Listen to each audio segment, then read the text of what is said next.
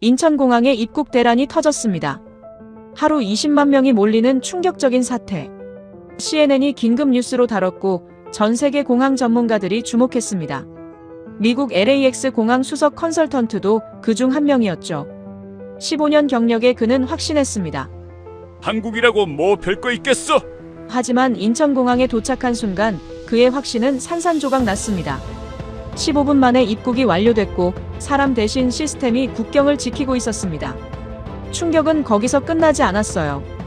밤 11시 거리, 자정의 응급실, 초등학교 급식실. 그가 본 한국의 진짜 모습은 상상을 초월했습니다. 도대체 무슨 일이 있었을까요? 전 세계 공항 전문가들이 경악한 한국의 진짜 정체, 지금 시작합니다. 한국 최고라고 댓글을 남겨주세요. 여러분의 구독과 좋아요는 아주 큰 힘이 됩니다. 안녕하세요. 저는 제임스 밀러입니다. 로스앤젤레스 국제공항, 여러분이 LAX라고 부르는 그곳에서 15년째 운영 컨설턴트로 일하고 있죠. 공항 시스템을 분석하고 개선안을 제시하는 게 제 일입니다. 솔직히 말씀드리면 이 일에 자부심이 있었어요. 세계에서 두 번째로 바쁜 공항을 운영하는 전문가니까요. 그런데 요즘 그 자부심이 점점 무너지고 있습니다. 매주 월요일 아침 회의가 악몽이에요. 승객 불만 건수가 또 늘었다는 보고, 입국 심사 대기 시간이 평균 2시간을 넘었다는 데이터, 수화물 분실률이 전년 대비 30% 증가했다는 통계. 숫자들이 저를 조롱하는 것 같아요. 지난주 회의에서 상사가 테이블을 쳤습니다. 제임스, 도대체 뭐가 문제야? 우리가 기술이 없어. 예산이 부족해. 직원이 모자라. 저는 대답할 수가 없었어요. 기술은 있습니다. 최신 장비들이 창고에 쌓여 있죠. 예산도 충분해요. 연방정부에서 수억 달러를 쏟아붓고 있으니까요. 직원도 부족하지 않아요. 오히려 너무 많아서 서로 책임을 떠넘기는 게 문제죠. 그럼 뭐가 문제일까요? 저는 15년 동안 이 질문과 씨름하고 있습니다. 시스템을 고치면 사람이 문제고 사람을 교육하면 시스템이 발목을 잡아요. 마치 구멍 뚫린 양동이에 물을 붓는 기분입니다. 그러던 어느 날 CNN 뉴스를 보다가 한 장면에 시선이 꽂혔어요. 인천공항 입국 대란, 하루 20만 명 몰려 아수라장이라는 헤드라인이었죠. 화면에는 긴 줄을 선 사람들이 보였습니다. 저는 웃었어요. 역시 아시아 공항들도 마찬가지구나. 아무리 순위가 높다고 해도 결국 사람이 많으면 혼란스러운 건 똑같지. 그런데 뉴스를 끝까지 보고 나서 웃음이 멈췄습니다. 리포터가 말하더군요. 놀라운 건 이 혼잡 속에서도 평균 입국 시간이 15분에 불과하다는 겁니다. 15분이요? LAX는 한산할 때도 1시간은 걸리는데요. 저는 인터넷을 뒤지기 시작했어요. 인천공항에 대한 자료들을 찾아봤죠. 국제공항협회 평가 13년 연속 1위, 승객 만족도 98%, 수화물 정확도 99.9%. 숫자들이 비현실적이었습니다. 저는 고개를 저었어요. 과장 아닐까? 아시아 국가들은 통계를 좋게 만드는데 능하잖아요. 다음 날 상사가 저를 불렀습니다. 제임스, 한국 가봐. 인천공항 벤치마킹 좀 해와. 직접 가서 확인하고 보고서 써. 저는 내심 반가웠어요. 출장도 다녀오고 보고서 한 장 쓰면 되잖아요. 어차피 거기도 우리랑 비슷한 문제를 겪고 있을 겁니다. 다만 숨기는 게 잘할 뿐이겠죠. 비행기 표를 예약하면서 생각했어요. 뭘 볼 수 있을까? 아마 깔끔한 외관, 친절한 직원들, 최신 시설. 그 정도겠죠. 하지만 속을 들여다보면 결국 같은 문제들이 있을 겁니다. 줄 서는 사람들, 짜증내는 승객들, 지친 직원들. 공항은 다 똑같으니까요. LAX를 출발하는 날 아침이었어요. 체크인 카운터 앞에 이미 100명 넘게 줄을 서 있었습니다. 1시간을 기다려서 수속을 마쳤죠. 보안 검색대에서 또 40분을 썼어요. 게이트에 도착했을 때는 땀범벅이었습니다. 저는 한숨을 쉬었어요. 이게 미국 공항의 현실이니까요. 한국도 크게 다르지 않겠지. 13시간 비행 동안 저는 노트북을 열고 체크리스트를 만들었습니다. 확인할 것들 목록이죠. 입국 심사 절차, 수화물 처리 시간, 동선 설계, 직원 배치. 전문가답게 철저히 분석해서 돌아가야 해요. 그래야 상사를 설득할 수 있으니까요. 인천도 결국 우리랑 똑같은 문제를 안고 있다고 말이죠. 비행기가 한국 영공에 진입했습니다. 기내 안내방송이 흘러나왔어요. 곧 인천국제공항에 착륙하겠습니다. 저는 창밖을 내다봤습니다. 구름 사이로 도시의 불빛들이 보이기 시작했어요. 모르죠. 혹시 제 예상이 틀렸을 수도 있으니까요. 하지만 15년 경력이 말해줍니다. 공항은 다 똑같다고요. 비행기가 활주로에 착륙했습니다. 현지 시각 오후 4시쯤이었어요. 기내방송에서 승무원이 말했죠. 인천국제공항에 오신 것을 환영합니다. 저는 시계를 확인하고 가방을 챙겼습니다. 이제부터가 진짜 시험이에요. 공항의 진짜 모습은 터미널 안에서 드러나니까요. 비행기에서 내려 입국장으로 향하는 복도를 걸었어요. 깔끔하더군요. 바닥은 반짝이고 표지판은 선명했습니다. 하지만 이건 외관일 뿐이죠. LAX도 새로 지은 터미널은 이렇게 깨끗해요. 문제는 시스템이 어떻게 작동하느냐입니다. 입국 심사장이 보이기 시작했어요. 그런데 이상한 느낌이 들었습니다. 사람이 많았어요. CNN 뉴스에서 본 것처럼 정말 많은 사람들이 줄을 서 있었죠. 저는 속으로 생각했어요. 역시 똑같구나. 하루 20만 명이 몰리면 이렇게 될 수밖에 없지. 그런데 줄이 움직이고 있었습니다. 멈춰 있지 않았어요. LAX에서 보는 줄은 정체되어 있거든요. 10분을 기다려도 앞 사람이 한두 명밖에 안 줄어들죠. 그런데 여기서는 달랐어요. 줄이 계속 흘러가고 있었습니다. 저는 제 앞에 몇 명이나 있는지 세어봤어요. 대략 50명쯤 되었습니다. LAX였으면 최소 1시간은 기다려야 하는 인원이죠. 과연 여기서는 얼마나 걸릴까요? 저는 시계를 보기 시작했습니다. 5분이 지났어요. 벌써 20명이 통과했습니다. 10분이 지났을 때 제 차례가 왔어요. 잠깐만요, 10분 만에요? 저는 당황했습니다.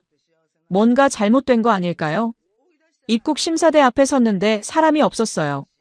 심사관이 안 보였습니다. 대신 기계가 있었죠. 화면에 영어로 안내 문구가 떴어요. 여권을 스캔해 주세요. 저는 시키는 대로 여권을 올렸습니다. 기계가 삐소리를 내며 정보를 읽어드렸어요. 다음 안내가 나왔습니다. 카메라를 바라봐 주세요. 얼굴 인식이었어요. 저는 렌즈를 응시했습니다. 1초, 2초. 화면에 초록색 체크마크가 나타났어요. 입국이 승인되었습니다. 환영합니다, 밀러님. 기계가 제 이름을 알고 있었습니다. 이게 끝이었어요. 심사관과 한마디도 나누지 않았습니다. 질문도 없었고 서류 확인도 없었어요. 그냥 30초 만에 통과했습니다. 저는 멍하니 서 있었죠. 이게 맞나요? 뒤에서 누군가 기침 소리를 냈어요. 저는 정신을 차리고 앞으로 걸어갔습니다. 세관 검사장으로 가는 복도였어요. 그런데 복도에서 뭔가가 다가오고 있었습니다. 처음에는 뭔지 몰랐어요. 천천히 움직이는 하얀 물체. 가까이 오니까 로봇이었습니다. 안내 로봇이었어요. 로봇이 제 앞에 멈추더니 화면에 제 얼굴이 나타났습니다. 그리고 영어로 말하더군요. 밀러님, 신고할 물품이 없으시면 녹색 통로로 이동해 주세요. 로봇이 제 이름을 알고 있었어요. 아까 입국심사대에서 스캔한 정보가 실시간으로 연동된 거죠. 저는 로봇이 가리키는 방향으로 걸었습니다. 녹색 통로에도 사람 대신 기계가 있었어요. 셀프 세관 신고 시스템. 화면을 몇 번 터치하고 가방을 엑스레이에 올렸습니다. 끝이었어요. 누구와도 말할 필요가 없었죠. 수화물을 찾으러 갔어요. 벨트 앞에 도착했을 때 제 캐리어는 이미 돌고 있었습니다. 비행기에서 내린 지 얼마나 됐죠? 저는 시계를 확인했어요. 15분. 정확히 15분이 지났습니다. 저는 그 자리에 멈춰 섰어요. 캐리어를 들고 주위를 둘러봤습니다. 수천 명의 사람들이 동시에 입국하고 있었어요. 그런데 혼란이 없었습니다. 소란도 없었고 충돌도 없었죠. 모든 게 물 흐르듯 진행되고 있었어요. LAX에서는 어땠죠? 비행기에서 내려 입국 심사줄을 서고 1시간을 기다렸습니다. 심사관과 이것저것 대화하고 세관에서 또 기다리고 수화물이 나올 때까지 또 기다렸어요. 총 2시간 넘게 걸렸죠. 그게 정상이었습니다. 그런데 여기서는 15분 만에 끝났어요. 사람과 대화한 건 단 한마디도 없었습니다. 기계가 모든 걸 처리했죠. 그런데 이상하게도 불안하지 않았어요. 오히려 편했습니다. 빠르고 정확하고 명료했어요. 저는 출구로 향하며 생각했습니다. CNN 뉴스가 틀렸구나. 입국 대란이 아니었어요. 20만 명이 몰려도 대란이 아니었습니다. 시스템이 그 수를 감당하고 있었거든요. 공항 로비에 나왔어요. 넓은 공간에 사람들이 오가고 있었습니다. 하지만 북적이지 않았어요. 동선이 막히지 않았죠. 저는 한가운데 서서 천장을 올려다봤습니다. 자연광이 쏟아지고 있었어요. 깨끗하고 밝고 조용했습니다. 뭔가 잘못됐어요. 제 예상이 완전히 빗나갔습니다. 여기는 LAX가 아니었어요. 시카고 오헤어도 아니고 뉴욕 JFK도 아니었습니다. 완전히 다른 차원의 공항이었어요. 저는 노트북 가방에서 수첩을 꺼냈습니다. 펜을 들고 한 문장을 적었어요. 이건 뭔가 다르다. 무엇이 다른지는 아직 모르겠습니다. 하지만 확실한 건 하나 있었어요. 저는 이 나라에 대해 아무것도 모르고 왔구나. 택시를 타고 호텔로 향하며 창밖을 내다봤어요. 도로가 깔끔하고 차들이 질서정연하게 달리고 있었습니다. 저는 생각했죠. 공항만 특별한 걸까? 아니면 이 나라 전체가 저렇게 작동하는 걸까? 알아봐야겠어요. 그게 제가 여기 온 이유니까요. 호텔에 도착한 건 오후 5시쯤이었어요. 체크인을 마치고 방에 짐을 풀었습니다. 샤워를 하고 옷을 갈아입으려는데 발걸음이 멈췄어요. 아니야, 지금은 쉴 때가 아니야. 저는 노트북과 카메라를 챙겨 다시 밖으로 나갔습니다. 공항으로 돌아가야 해요. 택시 기사에게 말했죠. 인천공항으로 가주세요. 기사가 고개를 갸우뚱했어요. 방금 공항에서 오신 거 아니에요? 맞습니다. 하지만 다시 가야 해요. 일 때문에요. 기사는 더 이상 묻지 않고 차를 출발시켰습니다. 공항으로 가는 고속도로는 막히지 않았어요. 차들이 빠르게 달리고 있었죠. 저는 창밖을 보며 생각했습니다. 지금이 저녁 러시아워인데 도로가 이렇게 원활할 수 있나요? LA였으면 완전히 막혔을 시간입니다. 공항에 도착했을 때는 오후 6시 반쯤이었어요. 제가 떠난 지 불과 2시간 만입니다. 하지만 이번에는 관광객이 아니라 조사관으로 온 거죠. 저는 터미널 3층 관람구역으로 올라갔습니다. 거기서 입국장 전체가 내려다 보였어요. 그리고 저는 입을 다물 수가 없었습니다. 사람들이 끊임없이 쏟아져 들어오고 있었거든요. 한 비행기에서 300명, 또 다른 비행기에서 250명, 계속해서 사람들이 밀려들었어요. 저는 수첩을 꺼내 숫자를 적기 시작했습니다. 오후 6시 30분부터 7시까지 30분 동안 제가 센 인원은 약 2,500명이었어요. 단순 계산하면 1시간에 5,000명입니다. 하루로 환산하면 12만 명. 그런데 뉴스에서는 하루 20만 명이라고 했죠. 지금은 피크타임도 아닌데 이 정도라면 정말 20만 명이 맞을 것 같았어요. LAX도 바쁜 공항입니다. 하지만 하루 최대 처리 인원이 15만 명 정도예요. 그것도 터미널 9개를 다 합쳐서죠. 그런데 인천은 터미널 2개로 20만 명을 처리한다고요? 말이 안 됩니다. 저는 입국장을 계속 관찰했어요. 사람이 많았습니다. 줄도 길었어요. 그런데 이상한 점이 있었습니다. 혼잡은 있는데 혼란은 없었어요. 사람들이 소리를 지르지 않았고 새치기를 하지 않았죠. 직원들이 뛰어다니지도 않았습니다. 시스템이 멈추지 않고 있었어요. 자동 심사대 50개가 동시에 작동하고 있었고 각 심사대마다 30초에 한 명씩 처리하고 있었습니다. 계산해보니 분당 100명, 시간당 6,000명이었어요. 그리고 유인 심사대도 20개가 운영되고 있었죠. 저는 2시간 동안 그 자리에 서서 지켜봤습니다. 오후 6시 30분부터 8시 30분까지. 제가 추산한 입국 인원은 약 1만 2천 명이었어요. 그런데 시스템은 한 번도 멈추지 않았습니다. 속도가 느려지지도 않았어요. 이건 뭔가 잘못됐어요. LAX에서는 3,000명만 몰려도 시스템이 과부하에 걸립니다. 심사대가 멈추고 직원들이 당황하고 승객들이 불평하기 시작하죠. 그런데 여기서는 1만 명이 넘게 들어왔는데도 아무 일이 없었어요.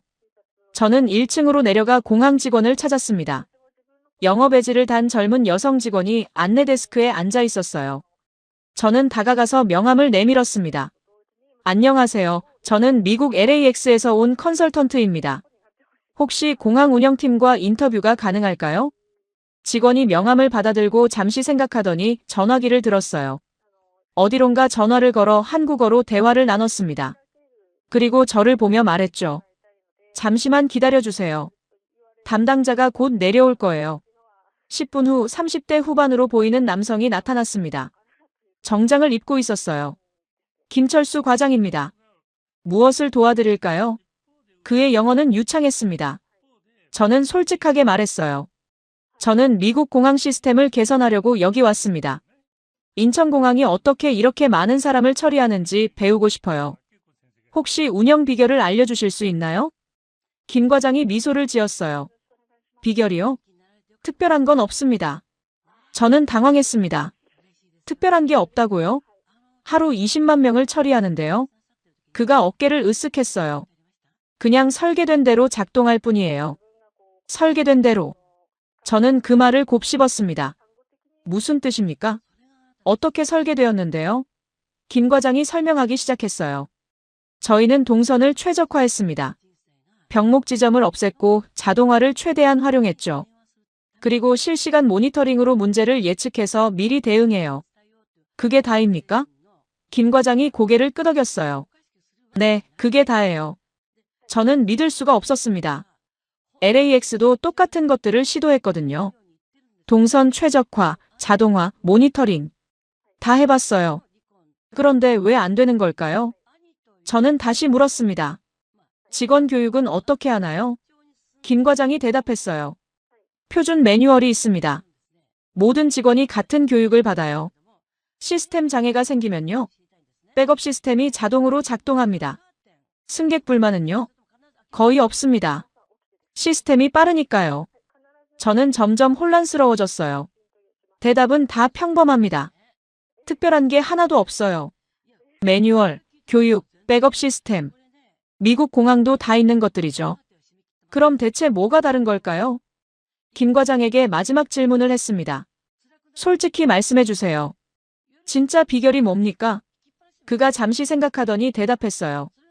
글쎄요, 아마도 멈추면 안 된다는 생각? 저희는 시스템이 멈추는 걸 상상할 수 없거든요. 멈추면 안 된다. 저는 그 말이 귀에 박혔습니다. 미국에서는 시스템이 자주 멈춰요. 그게 당연하죠. 기계가 고장나고 사람이 실수하고 예상치 못한 일이 생기니까요. 그런데 한국에서는 멈추는 걸 상상할 수 없다고요? 저는 김 과장에게 감사 인사를 하고 호텔로 돌아왔습니다. 밤 10시가 넘어 있었어요.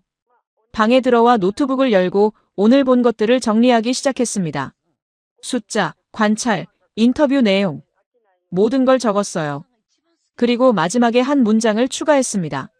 설계가 다른 게 아니라 마인드가 다르다. 기술의 차이가 아니에요. 생각의 차이였습니다. 미국은 멈출 수 있다고 생각해요. 한국은 멈추면 안 된다고 생각하죠. 그게 모든 차이를 만들어내는 걸까요? 저는 창밖을 내다봤어요. 서울의 밤하늘에 불빛들이 반짝이고 있었습니다. 아직 답을 찾지 못했어요. 하지만 확실한 건 하나 있었습니다. 이 나라에는 뭔가 특별한 게 있다. 그리고 저는 그게 뭔지 알아내야 해요. 호텔방에서 노트북을 닫았을 때 시계는 밤 11시를 가리키고 있었어요. 피곤했습니다. 13시간 비행의 공항 조사까지. 쉬어야 마땅했죠. 그런데 잠이 오지 않았어요. 머릿속이 복잡했습니다. 창밖을 내다봤어요. 호텔 아래로 거리가 보였는데 불이 꺼지지 않았습니다. 가게들의 조명이 환하게 켜져 있었고 사람들이 오가고 있었어요. 밤 11시가 넘은 시각인데 마치 저녁 7시 같은 풍경이었죠. LA였으면 어땠을까요? 밤 11시면 대부분의 상점이 문을 닫아요. 거리는 텅 비고 혼자 걷기가 무서워집니다. 특히 처음 가는 도시에서는 절대 밤에 돌아다니지 않는 게 상식이죠. 그런데 서울은 달랐습니다. 저는 결심했어요. 나가보자. 밤에 서울이 어떤 모습인지 직접 확인하고 싶었습니다. 공항만 특별한 건지 아니면 도시 전체가 그런 건지 알아야 했어요. 옷을 입고 호텔 밖으로 나갔습니다. 골목길로 들어섰어요. 좁은 길이었는데 가게들이 불을 켜고 있었습니다. 편의점, 치킨집, 카페. 손님들이 앉아서 음식을 먹고 있었어요. 저는 편의점에 들어가 봤습니다. 점원이 계산대에 앉아 있었고 선반에는 물건들이 가득했어요. 24시간 영업합니까? 제가 영어로 물었어요. 점원이 고개를 끄덕였습니다. 네, 24시간이요. 저는 놀랐어요. LA에도 24시간 편의점이 있긴 합니다. 하지만 특정 지역에만 있고 대부분 위험한 동네에 있죠. 그런데 여기서는 평범한 주택가 골목에 24시간 가게가 있었어요. 계속 걸었습니다. 지하철역 입구가 보였어요. 저는 계단을 내려가 봤습니다. 역사 안이 환하게 밝혀져 있었고 사람들이 플랫폼에서 전철을 기다리고 있었어요. 안내 화면을 봤더니 다음 열차가 3분 후에 도착한다고 표시되어 있었습니다. 밤 11시 반인데도 지하철이 다닌다고요? LA 지하철은 밤 10시면 끝나요. 뉴욕은 24시간 운행하지만 밤에는 위험해서 타지 않죠. 그런데 서울에서는 여성들이 혼자 플랫폼에 서 있었습니다. 불안해 보이지 않았어요. 역에서 나와 다시 골목을 걸었어요. 약국 간판이 눈에 띄었습니다. 혹시나 싶어 문을 밀었더니 열렸어요. 약사가 카운터에 앉아 있었습니다. 영업 중이었어요. 밤 11시 40분에 약국이 문을 열고 있다니요. LA에서 밤에 약이 필요하면 어떻게 해야 하는지 아세요? 응급실에 가야 합니다. 24시간 약국은 도심에 한두 곳밖에 없거든요. 택시 타고 30분을 가야 하죠. 그런데 서울에서는 골목길을 걷다가 약국에 들어가면 됩니다. 저는 점점 이상한 기분이 들었어요. 이 도시는 잠을 자지 않는 건가요? 그때였습니다. 골목 모퉁이에서 소란이 들렸어요. 저는 본능적으로 긴장했습니다. LA에서 밤에 소란이 들리면 피하는 게 상책이거든요. 하지만 발걸음을 멈추고 봤어요. 한 남자가 바닥에 쓰러져 있었습니다. 양복 차림의 중년 남성이었어요. 술에 취해 의식을 잃은 것 같았죠. 그 주위로 사람들이 모여들고 있었습니다. LA였으면 어땠을까요? 사람들은 쓰러진 사람을 피해 돌아갔을 거예요. 관여하지 않는 게 안전하니까요. 그런데 서울 사람들은 달랐습니다. 한 젊은 여성이 쓰러진 남자 옆에 무릎을 꿇더니 상태를 살폈어요. 다른 남성이 전화기를 꺼내 어디론가 전화를 걸었습니다. 또 다른 사람은 근처 편의점으로 달려가 물을 사왔어요. 누가 시킨 것도 아닌데 각자 역할을 나눠서 움직이고 있었습니다. 저는 멀찍이 서서 지켜봤어요. 괜찮으세요? 젊은 여성이 남자의 어깨를 흔들었습니다. 남자가 신음소리를 내며 눈을 떴어요. 전화를 걸던 남성이 말했습니다. 119에 신고했어요. 곧 올 거예요. 저는 시계를 확인했습니다. 과연 얼마나 빨리 올까요? 7분이었어요. 정확히 7분 후에 구급차가 골목 입구에 도착했습니다. 사이렌 소리가 울리고 구급대원 2명이 뛰어왔어요. 그들은 신속하게 남자의 상태를 확인하고 들것에 실었습니다. 그런데 한 구급대원이 저를 봤어요. 제가 외국인이라는 걸 알아본 거죠. 그가 저에게 다가와 영어로 말했습니다. 괜찮으세요? 다친 데 없으시죠? 저요? 저는 그냥 지나가다가 본 건데요. 아, 그러시군요. 걱정하지 마세요. 상황은 통제됐습니다. 그의 영어가 완벽했어요. 구급대원이 밤 11시 반 골목길에서 외국인에게 영어로 안심시키고 있었습니다. 구급차가 떠난 후 저는 망설였어요. 호텔로 돌아가야 하는데 발이 떨어지지 않았습니다. 방금 본 장면이 머릿속을 맴돌았거든요. 저는 순간적으로 결심했습니다. 병원까지 따라가 보자. 택시를 잡아타고 구급차가 향한 방향을 따라갔어요. 병원에 도착한 건 자정이 조금 넘은 시각이었습니다. 응급실 입구에 구급차가 서 있었고 아까 그 남자가 들것에 실려 안으로 들어가는 중이었어요. 저는 슬쩍 따라 들어갔습니다. 응급실은 제 예상과 완전히 달랐어요. LA 응급실이 어떤지 아십니까? 전쟁터예요. 복도에 환자들이 누워있고 가족들이 울부짖고 간호사들이 뛰어다니죠. 대기 시간은 기본 4시간입니다. 그런데 서울병원 응급실은 조용했어요. 환자도 있었고 의료진도 있었지만 소란이 없었습니다. 질서정연했어요. 접수대 앞에 줄이 있었는데 3명밖에 없었습니다.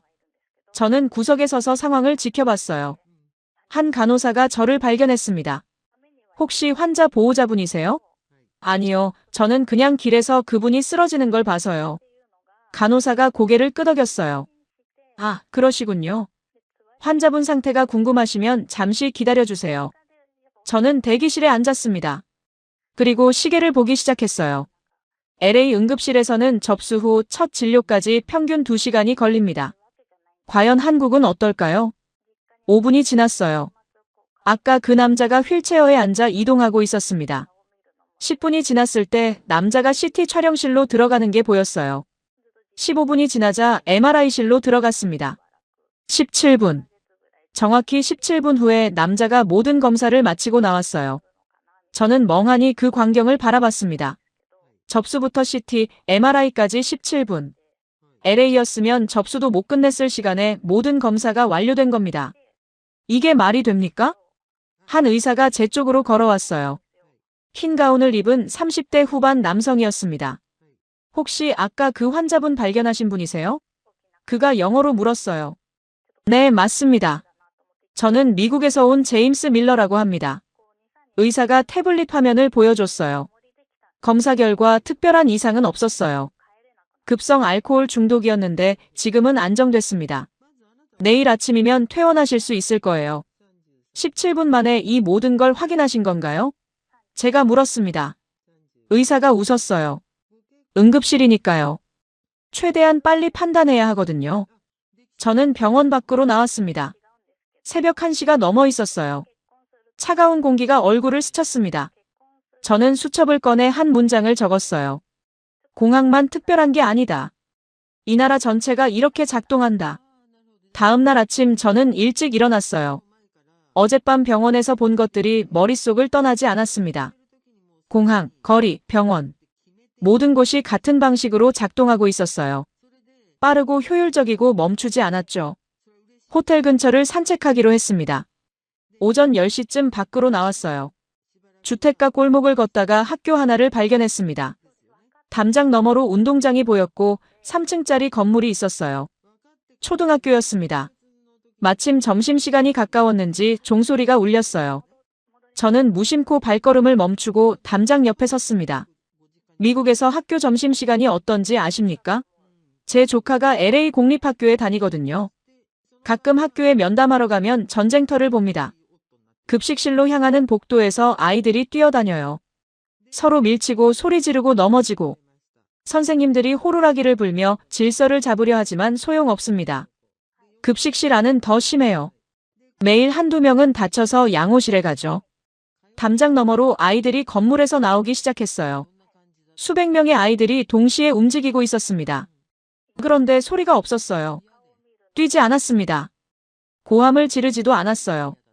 조용히 차분하게 이동하고 있었죠. 저는 눈을 의심했어요. 분명 초등학생들이잖아요. 7살에서 12살의 아이들. 세상에서 가장 통제하기 어려운 존재들. 그런데 저 아이들은 왜 저렇게 질서정연하게 움직이는 겁니까? 학교 정문이 열려 있었어요. 경비원이 한 명 서 있길래 다가갔습니다. 실례합니다. 저는 미국에서 온 공항 컨설턴트인데요. 혹시 잠깐 학교 안을 둘러봐도 될까요? 제 명함을 건넸어요. 경비원이 저를 위아래로 훑어봤습니다. 잠시만요. 교감 선생님한테 여쭤볼게요. 몇 분 후 40대 후반의 여성이 나왔어요. 김현정 교감입니다. 어떤 일로 오셨어요? 그녀의 영어는 유창했습니다. 저는 솔직하게 말했어요. 공항 시스템을 연구하러 한국에 왔는데 우연히 학교를 지나다가 아이들 모습이 인상적이어서요. 김 교감이 미소를 지었어요. 마침 점심시간이네요. 급식실 구경하실래요? 급식실에 들어가는 순간 저는 또 한 번 멈춰 섰습니다.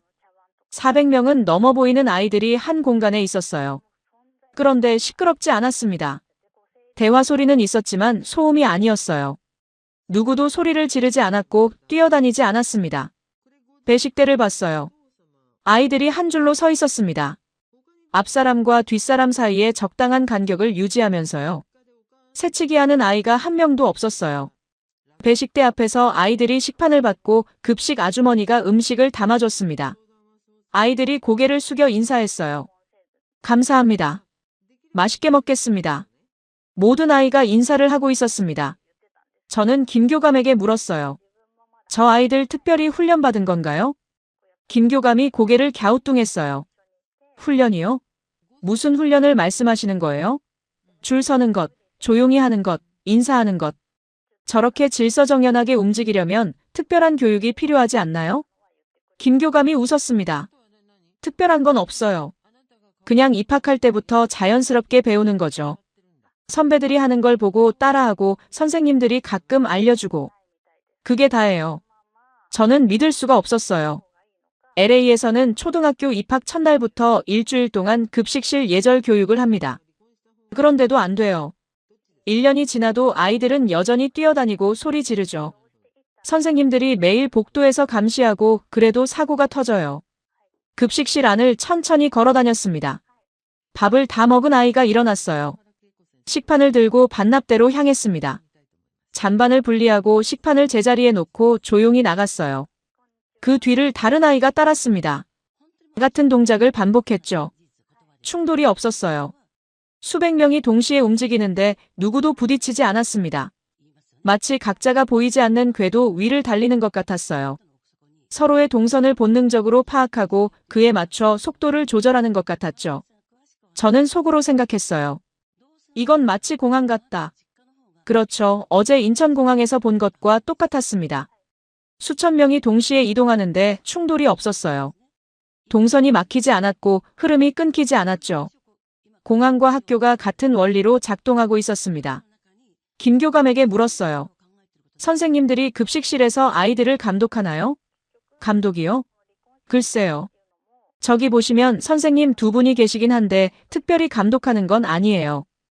혹시 문제가 생기면 도와주는 정도죠. 선생님 두 명이 급식실 한쪽에 서 있었어요. 하지만 호루라기도 없었고 소리를 지르지도 않았고 아이들 사이를 돌아다니지도 않았습니다. 그냥 서서 지켜보고 있을 뿐이었어요. LA 학교라면 선생님 6명이 있어도 저 정도 질서를 만들지 못해요. 항상 어딘가에서 문제가 터지거든요. 음식 던지기, 의자로 장난치기, 싸움. 선생님들이 이쪽을 잡으면 저쪽에서 터지고 저쪽을 잡으면 또 이쪽에서 터지죠. 저는 김교감에게 마지막 질문을 했어요. 왜 한국 아이들은 이렇게 질서를 잘 지키는 걸까요? 부모님들이 특별히 가르치나요? 김교감이 잠시 생각하더니 대답했습니다. 글쎄요, 특별히 가르친다기보다는요. 그냥 한국 사회가 그렇게 돌아가니까요. 어른들이 줄을 서면 아이들도 줄을 서고 어른들이 조용히 하면 아이들도 조용히 하고. 보고 배우는 거죠. 보고 배운다. 저는 그 말이 뇌리에 박혔습니다. 미국에서는 질서를 규칙으로 강제해요. 이렇게 해라, 저렇게 해라 안 지키면 벌 받는다. 그런데 규칙으로 강제된 질서는 감시가 없으면 무너집니다. 한국에서는 질서가 문화였어요. 아이들은 규칙을 배운 게 아니라 질서 있는 환경에서 자랐습니다. 공항에서, 지하철에서, 병원에서 질서 있게 행동하는 어른들을 보고 자랐어요. 그래서 자연스럽게 그렇게 행동하는 거죠. 저는 학교를 나서며 생각했습니다. 이제 알겠어요. 인천공항이 왜 그렇게 효율적인지, 병원이 왜 그렇게 빠른지, 거리가 왜 그렇게 안전한지. 답은 여기 있었어요. 급식실에서 조용히 줄 서는 아이들. 그 작은 모습 속에 모든 비밀이 숨어 있었습니다. 한국의 힘은 기술이 아니었어요. 시스템도 아니었어요. 문화였습니다. 어릴 때부터 집단 속에서 자신의 역할을 이해하고 타인을 배려하면서 목표를 달성하는 법을 배우는 문화. 그게 자라서 사회 전체의 효율성이 되는 거였어요. 저는 수첩에 한 문장을 적었습니다. 이건 복사할 수 없다. 미국이 인천공항의 기술을 베껴도 소용없어요. 자동 심사대를 설치하고 안내 로봇을 배치해도 한국처럼 되지 않을 겁니다. 왜냐하면 이건 기술의 문제가 아니라 문화의 문제니까요. 학교를 나온 후 저는 반도체 공장 취재를 마쳤습니다. 공장 자체도 인상적이었어요. 먼지 하나 없는 클린룸, 로봇팔이 나노미터 단위로 움직이는 생산 라인, 24시간 쉬지 않고 돌아가는 시스템. 하지만 솔직히 말씀드리면 제 머릿속은 여전히 다른 생각으로 가득 차 있었습니다. 공항, 병원, 학교. 제가 본 것들의 공통점이 뭘까요? 모든 게 빨랐어요. 효율적이었고 멈추지 않았죠. 하지만 그게 전부일까요? 단순히 한국 사람들이 부지런해서, 경쟁이 치열해서 그런 걸까요? 그런 흔한 설명으로는 뭔가 부족했습니다. 저녁에 공장 홍보 담당자가 식사에 초대했어요. 반도체 업계 관계자 몇 명이 함께 한다고 했죠. 저는 기꺼이 응했습니다. 현지인들과의 대화에서 얻는 정보가 공식 취재보다 훨씬 값지거든요. 식당은 서울 외곽의 한정식집이었습니다. 테이블에 6명 정도가 모여 있었어요. 반도체 회사 임원, 부품 공급업체 대표, 정부 출연 연구소 연구원, 그리고 한 명이 더 있었습니다. 박성민 상무라고 소개했어요. 대한물류공단 소속이라고 했습니다. 물류 전문가가 반도체 업계 모임에 왜 왔을까 싶었는데 알고 보니 반도체 공급망 연구를 하고 있다더군요. 요즘 전 세계적으로 공급망 문제가 이슈잖아요. 그래서 물류 전문가의 시각이 필요하다고 했습니다. 식사가 진행되면서 대화가 이어졌어요. 저는 반도체 산업에 대한 질문을 몇 개 던졌고 그들은 친절하게 대답해줬습니다. 그러다가 화제가 한국 산업의 경쟁력으로 넘어갔어요. 한 임원이 말했습니다. 밀러 씨, 한국 반도체가 왜 강한지 아십니까? 저는 솔직하게 대답했어요. 속도 아닙니까? 한국 기업들은 의사결정이 빠르고 실행도 빠르다고 들었습니다. 임원이 고개를 끄덕였어요. 맞습니다. 속도가 중요하죠. 하지만 그게 전부는 아닙니다. 그때 박성민 상무가 끼어들었습니다. 속도라. 외국인들이 한국을 볼 때 가장 많이 하는 오해가 그겁니다. 저는 그의 말에 귀가 솔깃해졌어요. 오해라고요? 무슨 뜻입니까? 박 상무가 술잔을 내려놓고 저를 바라봤습니다. 외국인들은 한국이 빠른 이유를 경쟁 때문이라고 생각합니다. 한국 사람들이 서로 이기려고 달리니까 빠른 거라고요. 틀린 말은 아니에요. 하지만 그게 본질은 아닙니다. 그럼 본질은 뭡니까? 제가 물었습니다. 박 상무가 잠시 생각하더니 말했어요. 공포입니다. 공포. 저는 그 단어에 움찔했습니다. 경쟁이 아니라 공포라니. 무슨 뜻일까요? 무슨 공포를 말씀하시는 건가요? 박 상무가 천천히 설명하기 시작했습니다. 밀러 씨, 한국이 어떤 나라인지 아십니까? 70년 전에 전쟁을 겪었어요. 3년 동안 온 나라가 폐허가 됐죠. 그리고 지금도 휴전 상태입니다. 북한과의 전쟁이 법적으로 끝나지 않았어요. 우리는 언제든 다시 전쟁이 날 수 있는 나라에서 살고 있습니다. 저는 고개를 끄덕였어요. 한국 전쟁에 대해서는 알고 있었습니다. 하지만 그게 현대 한국의 시스템과 무슨 관련이 있는지는 이해가 안 됐어요. 전쟁이 경제 시스템과 무슨 관계가 있습니까? 박 상무가 미소를 지었습니다. 직접적인 관계가 있습니다. 아주 직접적인요. 그가 이야기를 이어갔어요. 한국 군대에 PX라는 게 있습니다. 아시죠? 군인들이 물건을 사는 매점이에요. 그런데 한국군 PX는 좀 특별합니다. 전시에도 물자가 끊기지 않게 설계되어 있거든요. 전시에도요? 그게 가능합니까? 제가 물었습니다. 가능하게 만들었습니다. 박 상무가 대답했어요. 한국 전쟁 때 물자 부족으로 얼마나 고생했는지 아세요? 총알이 없어서 싸우지 못하고, 약이 없어서 부상병이 죽어가고 식량이 없어서 굶어야 했습니다. 그 기억이 군대에 남아있어요. 그래서 한국군은 물류 시스템에 집착합니다. 어떤 상황에서도 공급이 끊기면 안 된다. 그게 철칙이에요. 저는 흥미로워졌습니다. 구체적으로 어떻게 설계되어 있습니까? 박 상무가 손가락을 꼽으며 설명했어요. 첫째, 중복 경로입니다. 물자가 이동하는 길이 하나가 아니에요. 메인 루트가 막히면 대체 루트가 있고 그것도 막히면 또 다른 루트가 있습니다. 둘째, 분산 저장이에요. 물자를 한 곳에 몰아두지 않습니다. 전국에 분산시켜 놓아요. 한 곳이 폭격당해도 다른 곳에서 공급할 수 있게요. 셋째, 실시간 모니터링입니다. 어디에 뭐가 얼마나 있는지를 실시간으로 파악해요. 부족해지기 전에 보충하는 거죠. 저는 고개를 끄덕였습니다. 군사 물류로서는 이해가 됐어요. 하지만 여전히 의문이 있었습니다. 그건 군대 얘기 아닙니까? 민간 사회와 무슨 관계가 있죠? 박 상무가 테이블에 몸을 기댔어요. 여기가 중요한 부분입니다. 한국에서는 군대 갔다 온 남자들이 사회 곳곳에 있거든요. 징병제니까요. 기업 임원, 공무원, 의사, 엔지니어. 다들 군대에서 이 시스템을 경험한 사람들이에요. 그 논리가 자연스럽게 민간으로 넘어온 겁니다. 저는 그 순간 뭔가 연결되는 느낌을 받았습니다. 잠깐만요.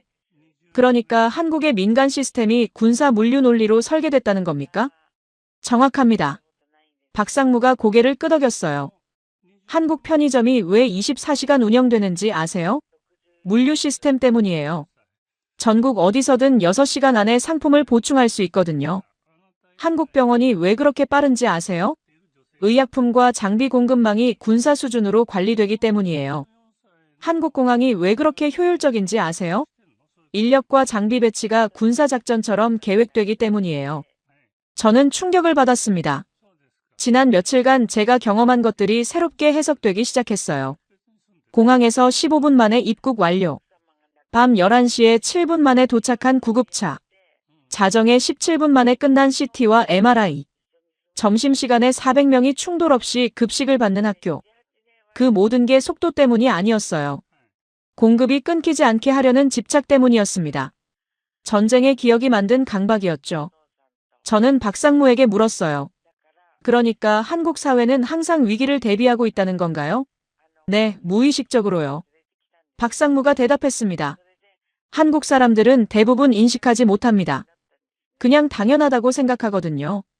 편의점이 24시간 열려 있는 게 당연하고 배달이 1시간 안에 오는 게 당연하고 병원에서 바로 검사받는 게 당연하다고요. 하지만 그게 당연한 나라는 전 세계에 거의 없습니다. 저는 할 말을 잃었습니다. 미국에서 뭔가가 끊기면 어떻게 되는지 아세요? 기다리면 됩니다. 며칠이든 몇 주든. 그게 정상이에요. 배송이 늦어지면 기다리고 병원 예약이 밀리면 기다리고 서비스가 중단되면 기다립니다. 기다림이 삶의 일부예요. 그런데 한국에서는 기다림이 없었습니다. 왜일까요? 빨라서가 아니에요. 끊기지 않게 설계됐기 때문이에요. 박상무가 말을 이었습니다. 재밌는 게 있어요. 한국 물류 시스템을 연구하러 오는 외국 기업들이 많거든요. 아마존, 월마트, DHL. 다들 한국에서 배우려고 합니다. 그런데 대부분 실패해요. 왜요? 제가 물었습니다. 시스템만 복사하려고 하거든요. 창고 자동화, 배송 루트 최적화, 그런 것들. 하지만 그게 본질이 아니에요. 한국 물류의 핵심은 사람들의 마인드셋입니다. 끊기면 안 된다는 강박. 그게 없으면 아무리 좋은 시스템도 소용없어요. 강박. 저는 그 단어를 곱씹었습니다. 미국 사람들에게는 그런 강박이 없어요. 역사적으로 본토가 침략당한 적이 거의 없잖아요. 물자가 끊길 수 있다는 공포를 경험하지 못했습니다. 그래서 느긋해요. 기다리는데 익숙하고 불편을 감수하는데 익숙하죠. 그런데 한국은 달랐어요. 바로 한쪽은 적대국이에요. 역사적으로 수없이 침략당했고 물자가 끊기는 경험을 반복했습니다. 그 공포가 사회 시스템에 스며든 거예요. 저는 수첩을 꺼내 메모했습니다. 이 나라는 속도가 아니라 공급 중단을 두려워한다. 그제야 퍼즐이 맞춰지기 시작했어요. 한국 사람들이 왜 그렇게 일을 빨리 하는지, 왜 조금이라도 지연되면 불안해하는지, 왜 시스템이 멈추는 걸 그토록 싫어하는지. 그건 성격의 문제가 아니었습니다. 역사가 만들어낸 집단 무의식이었어요. 일주일 후 인천공항에서 출국했습니다. 다시 한번 15분 만에 모든 수속이 끝났어요. 자동 심사대, 셀프 세관, 흐름이 끊기지 않는 동선. 이제는 놀랍지 않았습니다. 이게 한국의 정상이니까요. 13시간 비행 끝에 LAX에 도착했어요. 그리고 저는 현실과 마주했습니다. 입국 심사줄에서 2시간을 기다렸어요. 수화물은 50분이 지나서야 나왔고 세관 통과까지 총 3시간이 걸렸습니다. 피곤한 승객들, 부족한 직원, 고장난 엑스레이 기계. 이게 세계 최강국 미국의 관문이었습니다. 저는 그 순간 깨달았어요. 우리는 기술이 부족한 게 아니라 마인드셋이 없다고. 멈춰도 괜찮다고 생각하는 문화. 기다리는 게 당연하다는 체념. 그게 미국과 한국의 진짜 차이였습니다. 사무실에 복귀해서 상사에게 보고서를 제출했어요. 제목은 인천 모델 복사 불가능한 이유였습니다. 핵심 결론은 3가지였어요. 첫째, 이건 시스템이 아니라 문화입니다. 한국의 효율성은 국민 전체의 집단 학습 결과예요. 어릴 때부터 급식실에서, 지하철에서, 거리에서 체득한 질서 감각. 이건 복사할 수 없습니다. 둘째, 70년 전 전쟁 경험에서 비롯된 DNA입니다. 공급이 끊기는 것에 대한 공포. 그게 군대 물류 시스템을 만들었고 민간으로 확장됐어요. 멈추면 안 된다는 강박. 이건 가르칠 수 없습니다. 셋째, 대비하기 때문에 불안하지 않은 나라입니다. 미국은 대비하지 않아서 위기 때마다 혼란에 빠져요. 한국은 이미 모든 상황에 대비가 되어 있어서 평화롭게 살 수 있죠. 상사가 물었어요. 그럼 우리가 배울 건 없다는 거야? 저는 대답했습니다. 기술을 모방할 게 아니라 철학을 바꿔야 합니다. 시스템이 멈추는 걸 당연하게 여기는 문화부터 바꿔야 해요. 그게 안 되면 아무리 좋은 장비를 들여와도 소용없습니다. 보고서 마지막 문장은 이렇게 썼어요. 대한민국은 제가 본 가장 무서운 나라였습니다. 왜냐하면 아직도 성장 중이니까요. 지금도 빠른데 더 빨라지고 있고 지금도 효율적인데 더 효율적이 되고 있습니다. 이 나라의 끝이 어디인지 아무도 모릅니다. 그날 밤 저는 집에 돌아와 창밖을 내다봤어요. LA의 어두운 밤하늘, 듬성듬성 켜진 가로등, 문 닫은 상점들, 그리고 떠올렸습니다. 서울의 밤을, 나처럼 밝았던 거리를, 밤 12시에도 멈추지 않던 도시를. 저는 이제 압니다. 한국을 모르고 세상을 안다고 말하지 마세요. 저처럼 15년 경력의 전문가도 한국 앞에서는 초보자였으니까요. 인천공항 입국장에서 저는 제가 아무것도 모른다는 걸 깨달았습니다. 그리고 그 깨달음이 저를 바꿨어요. 대한민국. 그 나라는 제가 본 가장 특별한 나라였습니다. 그리고 동시에 가장 무서운 나라였습니다.